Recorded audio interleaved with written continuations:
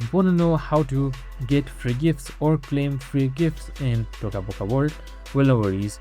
In this video, I'm going to show you an easy step-by-step guide on how you can do it. It's super simple and under a minute, so let's get right into it.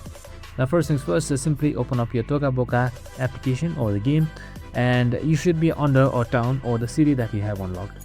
Now, getting free gifts comes in a different ways. Sometimes you can just simply get it out of randomly, or you can just simply explore and slide through towns in order to get it. So if I just slide around, so as you can see right here, I have this free gift for me. I can just simply select that.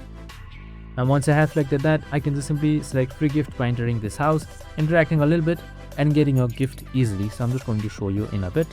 So as you can see right here, my gift is ready just like this right here. I can just simply select that and claim it for myself. And that's it. I hope this video helped. This is how you get free gifts in Toca Boca World. It's random, but you can have it. I hope this video helped. If it did, make sure to like, subscribe and tune in with us for more of these videos. See you in the next one.